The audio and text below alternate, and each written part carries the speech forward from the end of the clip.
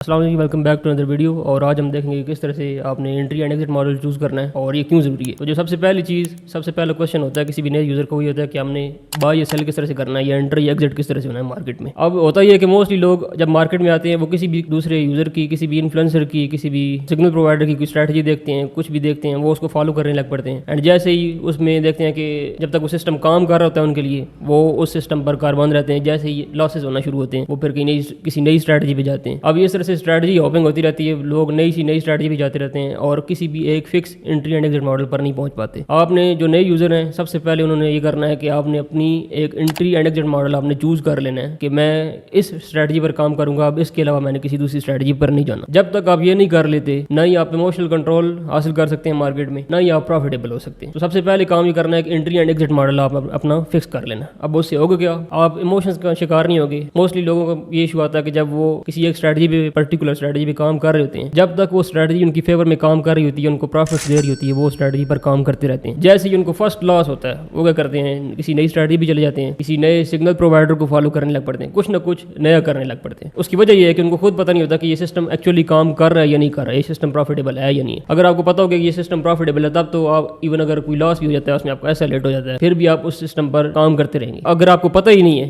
कि ये system profitable है या नहीं, आप नई स्ट्रैटेजी पर शिफ्ट हो जाएंगे, आप इमोशंस को कंट्रोल नहीं कर पाएंगे। या इवन अगर आप नई स्ट्रैटेजी पर शिफ्ट नहीं भी होते तो सेकंडली आप ये करेंगे कि आप रिमाइंड ट्रेडिंग में चले जाएंगे, आप इमोशंस की बेस पर ट्रेड करने लग पड़ेंगे, आप ट्रेड पर ट्रेड एग्जीक्यूट करने लग पड़ेंगे। जैसे ही आपका लॉस होगा, आप उसको रिकवर करने की जल्द से जल्द कोशिश करेंगे। तो आपने सबसे पहले ये काम करना है कि आपने एंट्री एंड एग्जिट मॉडल एक फिक्स चूज कर लेना है और ये अपने आप से वादा कर लेना है कि अब मैंने इसके बगैर काम नहीं करना। अब इसमें जो सेकंड प्रॉब्लम आती है वो स्ट्रैटेजी हॉपिंग है, यानी आप एक स्ट्रैटेजी से दूसरी स्ट्रैटेजी, दूसरी से तीसरी, एक दिन आप EMA यूज कर रहे हैं, दूसरे दिन आप MACD यूज करेंगे, थर्ड टाइम आप कोई और स्ट्रैटेजी VSA यूज करेंगे, ICT यूज कर रहे होंगे। बहुत सारी स्ट्रैटेजीज हैं, डिफरेंट सिस्टम्स हैं, आप उनसे शिफ्ट ही होते रहेंगे और इस तरह से आप किसी भी लेवल पर पहुंच नहीं पाएंगे। ना ही आपको पता है कि सिस्टम प्रॉफिटेबल है, ना ही आपको पता है कि जो नए सिस्टम पर मैं जा रहा हूँ उसका रिजल्ट क्या निकलेगा। तो आप स्ट्रैटेजी से स्ट्रैटेजी पर शिफ्ट होते रहेंगे जब तक आपके पास fix entry and exit model नहीं है। आइंदा आने वाली वीडियोस में आपको बताऊंगा किस तरह से आप अपना एंट्री एंड एग्जिट मॉडल बना सकते हैं, किस तरह से आपने उसको बैक टेस्ट करना है, किस तरह से आपको पता चलेगा कि जो सिस्टम जिस पर मैं काम करूँ ये वाकई में प्रॉफिटेबल है या नहीं। और इसके अलावा बहुत सारी चीज़ें होंगी जो मैं आइंदा आने वाली वीडियो में बताऊंगा। अब इसमें जो